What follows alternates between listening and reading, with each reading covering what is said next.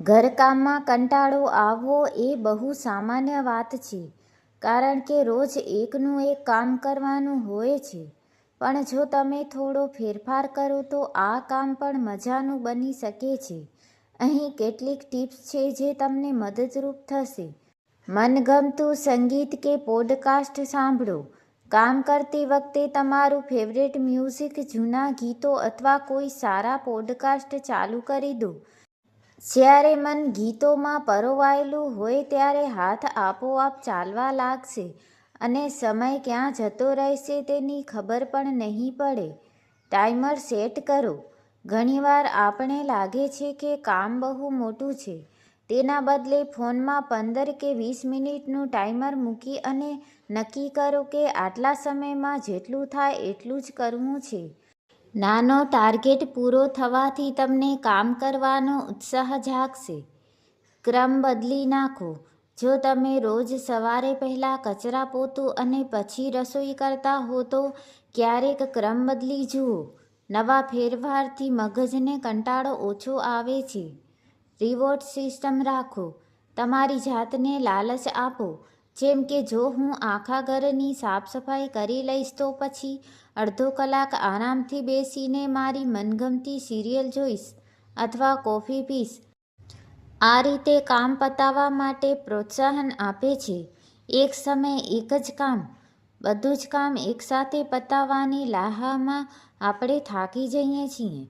પથારી ઠીક કરવી, વાસણ ઉટકવા કે કપડાં સંકેલવા બધું અલગ અલગ રાખો.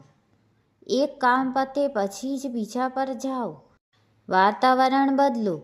ઘરની બારીઓ ખોલી નાખો જેથી તાજી હવા અને અજવાળું આવે. તમારા રૂમ ફ્રેશનરનો ઉપયોગ કરો. સારું વાતાવરણ તમારા મૂડને તરત સુધારી દેશે. યાદ રાખો, ઘરકામ એ માત્ર જવાબદારી નથી પણ તમારા પરિવાર માટેનો તમારો પ્રેમ છે. ક્યારેક બહુ કંટાળો આવે તો એકાદ દિવસ કામ થોડું ઓછું કરીને પોતાને આરામ આપવો પણ જરૂરી છે. To do list. સવારે કામ શરૂ કરતા પહેલાં એક કાગળ પર અથવા ફોનમાં જરૂરી કામોની યાદી બનાવી લો. જેમ જેમ એક એક કામ પતતું જાય તેમ તેની સામે ટીક કરતા જાઓ. આ નાનકડી ટીક માર્ક કરવાથી જે સંતોષ મળે છે તે તમને આગળના કામ માટે એનર્જી આપશે. હળવી કસરત તરીકે જુઓ. ઘરકામને બોજ માનવાને બદલે તેને એક ફિઝિકલ એક્ટિવિટી અથવા વર્કઆઉટ તરીકે ગણો.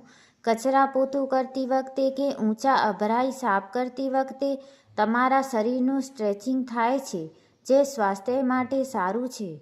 દેખાવમાં ફેરફાર કરો. જો ઘર એકનું એક જ દેખાતું હોય તો કંટાળો આવે. ક્યારેક સોફાની જગ્યા બદલો, પડદા બદલી નાખો અથવા ટેબલ પર નવું ફ્લાવર વાઝ મૂકો. ઘરનો લુક બદલાશે તો તમને ત્યાં કામ કરવાનું મન થશે. 5 મિનિટ રૂલ અપનાવો. જે કામ પતાવવામાં 5 મિનિટથી ઓછો સમય લાગતો હોય જેમ કે પાણીની બોટલ ભરવી, છાપું વ્યવસ્થિત કરવું, તેને તરત જ કરી નાખો. કામ ભેગું નહીં થાય તો કંટાળો પણ નહીં આવે. ઓડિયો બુક સાંભળો. જો તમને વાંચવાનો શોખ હોય પણ સમય ન મળતો હોય તો કામ કરતી વખતે ઓડિયો બુક સાંભળી શકાય. આનાથી તમારું જ્ઞાન પણ વધશે અને કામ ક્યારે પતી ગયું તેની ખબર પણ નહીં પડે. લાઈવ ફ્રેન્ડ સાથે વાત કરો. જો તમારી પાસે હેન્ડ્સ-ફ્રી કે એયરફોન્સ હોય તો કોઈ જૂના મિત્ર કે સંબંધી સાથે વાત કરતાં કરતાં કપડાં સંકેલવા કે શાક સુધારવા જેવા કામો કરો. વાતોમાં સમય ક્યાં વહી જશે તે ખ્યાલ પણ નહીં રહે. એક નાની સલાહ. જો કોઈ દિવસે સાવ જ ઈચ્છા ન હોય તો પોતાની જાત પર જબરદસ્તી ન કરો. ક્યારેક બ્રેક લેવો એ આળસ નથી, પણ માનસિક શાંતિ માટે જરૂરી છે. માઇન્ડફુલનેસ સાથે કામ કરો. ઘણીવાર આપણે કામ કરતી વખતે બીજા વિચારોમાં હોઈએ છીએ એટલે થાક લાગે છે. તેના બદલે તમે જે કરી રહ્યા છો તેના પર ધ્યાન આપો. જેમ કે વાસણ ધોતી વખતે પાણીનો સ્પર્શ અનુભવો અથવા રસોઈની સુગંધ માણો. આનાથી કામ એક પ્રકારનું મેડિટેશન બની જશે. ગેજેટ્સ અને ટૂલ્સનો ઉપયોગ કરો. જો બજેટ પરવાનગી આપે તો કામ સરળ બનાવતા સાધનો વસાવો, જેમ કે ચોપર. શાક સુધારવાનો કંટાળો આવે તો કામ સેકન્ડોમાં પતી જશે. માઇક્રોફાઇબર ક્લોથ. સાફ સફાઈ ઝડપથી અને સારી રીતે થશે. Spin mop. વારંવાર વાંકા વળીને મહેનત બચશે. ડેડલાઇન નક્કી કરો. તમારી જાતને એક ચેલેન્જ આપો. આ રસોડું મારે 10 મિનિટમાં જ ચોખ્ખું કરી નાખવું છે. જ્યારે તમે પોતાની જાત સાથે હરીફાઈ કરો છો ત્યારે કામ રમત જેવું લાગે છે અને ઝડપથી પતે છે. સવારનું રૂટીન જલ્દી પતાવો. સંશોધન કહે છે કે જેમ જેમ દિવસ વધતો જાય તેમ તેમ આપણી નિર્ણય લેવાની શક્તિ અને સ્ફૂર્તિ ઘટતી જાય છે. જે કામોમાં સૌથી વધુ કંટાળો આવતો હોય તેને સવારના સમયે જ પતાવી લેવાનો આગ્રહ રાખો. કપડાં અને લુક. ઘરમાં પણ વ્યવસ્થિત અને આરામદાયક કપડાં પહેરો. જો તમે સુસ્તી ભરેલા કપડામાં હશો તો કામમાં કંટાળો આવશે જ.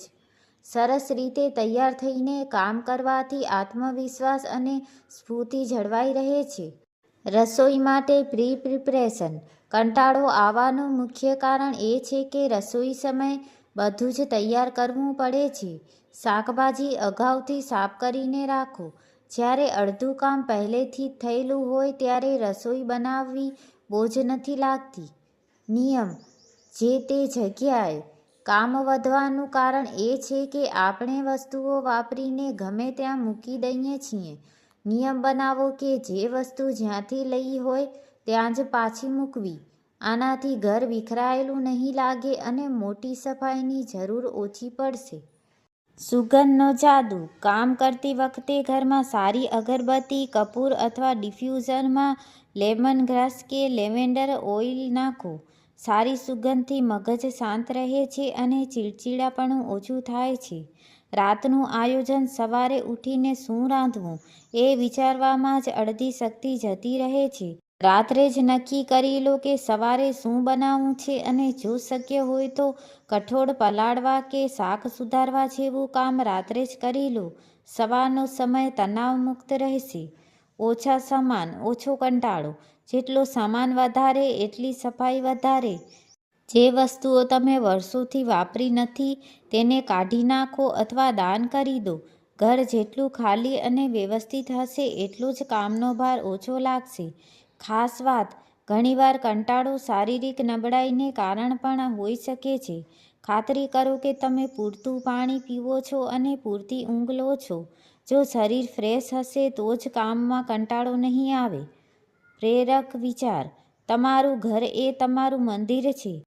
જ્યારે તમે તેને સાફ કરો છો ત્યારે તમે વાસ્તવમાં તમારા મન અને જીવનને વ્યવસ્થિત કરી રહ્યા છો.